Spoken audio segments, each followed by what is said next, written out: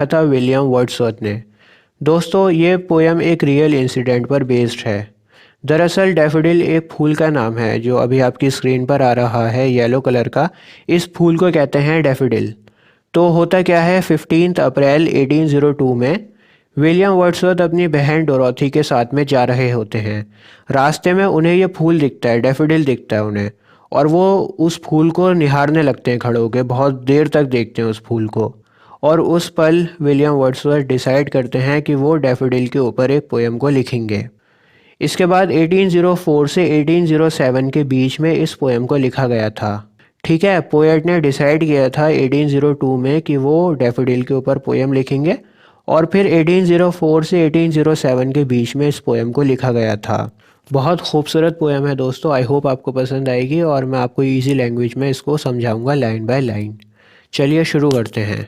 I wandered lonely as a cloud. Wordsworth कहते हैं कि मैं अकेला घूम रहा था बादल की तरह। वेंडर का मतलब होता है भटकना या फिर घूमना। तो जिस तरह से बादल इधर से उधर घूमता रहता है, भटकता रहता है, उसी तरह से मैं भी घूम रहा था। That floats on high over valleys and hills. और मैं अकेला घाटियों और पहाड़ियों पर घूम रहा था। When all at once I saw a crowd। घाटियों और पहाड़ियों पर घूमते घूमते अचानक से मेरी नज़र एक भीड़ पर पड़ी। A host of golden daffodils. मैंने एक झुंड देखा गोल्डन डैफोडिल्स का, बहुत सारे सुनहरे रंग के डैफोडिल्स मैंने देखे। Beside the lake beneath the trees. और वो डैफोडिल्स का जो झुंड था जो मैंने देखा था, वो झील के किनारे पर था और पेड़ के नीचे था। Fluttering and dancing in the breeze. और वो जो फूल थे, डैफोडिल्स थे, वो हिल रहे थे, नाच रहे थे हवा से। हवा से वो फूल झूम रहे थे। ठीक है जी, फर्स्ट स्टैंजा में पोएट ने बताया है कि वो इधर से उधर घूम रहा था, भटक रहा था, और घूमते घूमते उसकी नज़र डैफोडिल्स पर पड़ती है। डैफोडिल्स सुनहरे रंग के थे, बहुत ज़्यादा थे तादाद में, और झील के पास में थे, पेड़ के नीचे थे। और वो सभी डैफोडिल्स हवा में झूम रहे थे, माने हवा से हिल रहे थे। Continuous as the stars that shine and twinkle on the Milky Way. Poet कहता है कि वो डैफोडिल्स जो फूल थे वो इतने ज़्यादा थे, इतनी ज़्यादा तादाद में थे, जैसे मानो मिल्की वे गैलेक्सी में सितारों का झुंड चमकता है। मिल्की वे गैलेक्सी में जिस तरह से सितारों का झुंड होता है, उसी तरह से ये डैफोडिल्स भी थे। बेसिकली इन दोनों लाइंस में पोएट बताना चाह रहे हैं कि डैफोडिल्स बहुत बहुत सारे थे। This stretched in never ending line. फूल इतने सारे थे, जहाँ देखो वहाँ फूल, और ऐसा लग रहा था कि मानो इन फूलों की कतार कभी ख़त्म ही नहीं होगी। जितनी दूर नज़र जा रही थी उतनी दूर वो फूल दिख रहे थे। Along the margin of a bay. और उन फूलों की जो लाइन थी वो झील के किनारे तक फैली हुई थी, झील के किनारे तक वो फूल थे।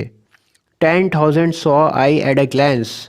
मैंने जब सिर्फ एक झलक देखी उन फूलों की, तो एक झलक में ही मुझे 10,000 फूल दिख गए होंगे।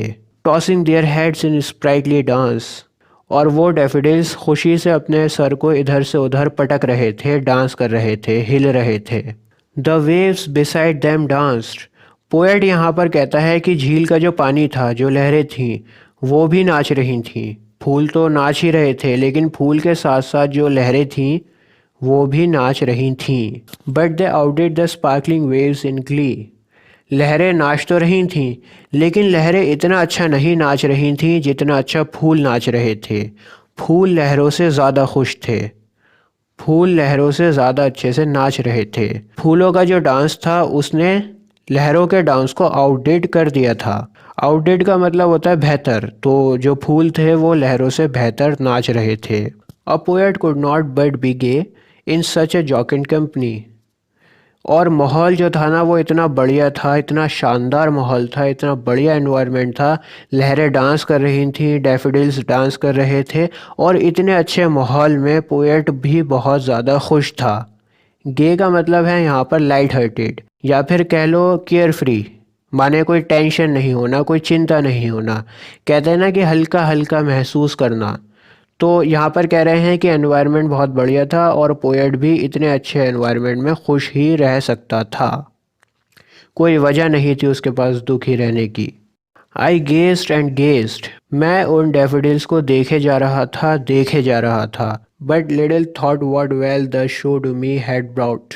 पोएट कहता है कि वो डैफोडिल्स के डांस को देखकर, डैफोडिल्स की खुशी को देखकर इतना ज़्यादा मदहोश हो गया, इतना ज़्यादा उसमें डूब गया, इतना मगन हो गया कि उसने ये रियलाइज़ ही नहीं किया कि वो डैफोडिल्स उसके लिए क्या लेकर आए हैं।